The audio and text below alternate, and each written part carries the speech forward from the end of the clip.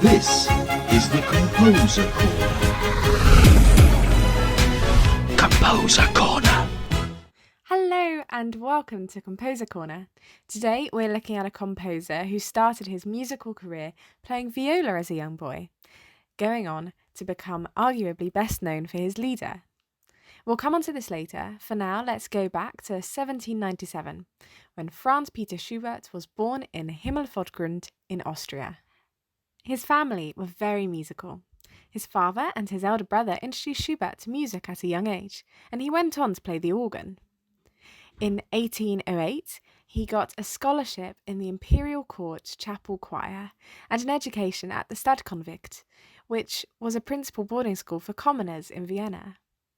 While he was there, his tutors were Wenzel Ruziker, an imperial court organist, and later the composer Antonio Sorelli, who also taught Mozart and Beethoven. At school, Schubert played violin and conducted the orchestra, as well as singing and playing piano in chamber concerts.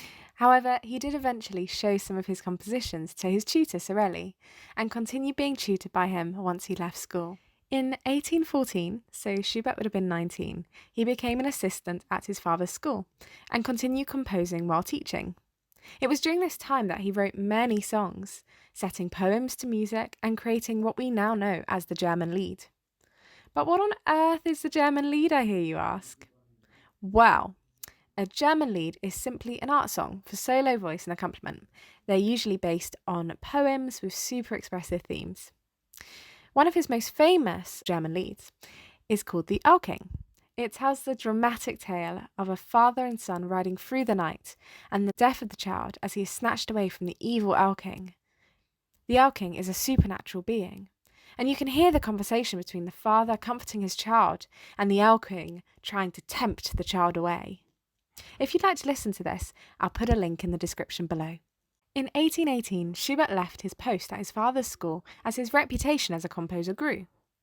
However, his life had extraordinary highs and lows. One moment, people were throwing parties called Schubertiade, devoted to his songs, and the next he was penniless. In addition to his Lied, Schubert wrote several symphonies and string quartets. Let's listen to an extract from his string quartet called the Death and Maiden, which was written at a time where Schubert's health had taken a particular decline. The quartet takes inspiration from a poem by Matthias Claudius. The maiden says, "O leave me, prithee leave me, thou grisly man of bone, for life is sweet, is pleasant. Go, leave me now alone, go, leave me now alone." And Death replies, "Give me thy hand, O maiden fair to see, for I'm a friend hath ne'er distressed thee. Take courage now, and very soon within mine arms shalt softly rest thee."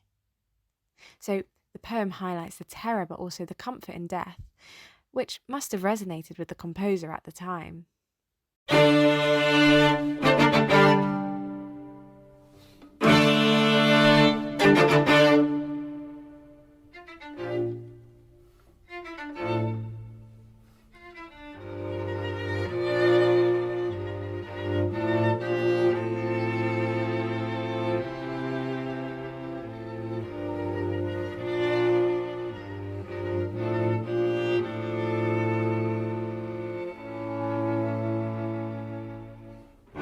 Let's talk about Schubert's final years. He only performed publicly once in 1828.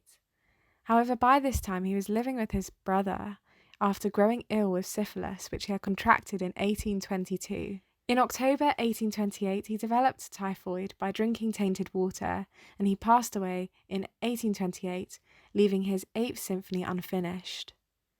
He is widely recognised as the last great classical composer, standing between the classical and the romantic period. I've been Jessie, and you have been listening to Composer Corner.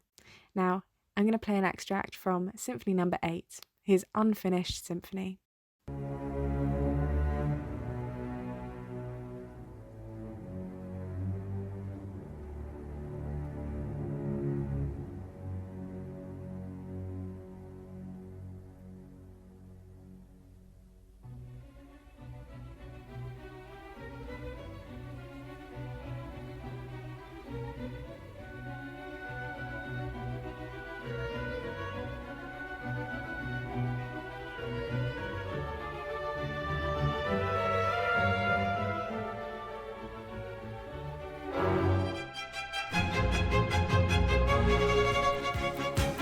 This is the Composer Corner.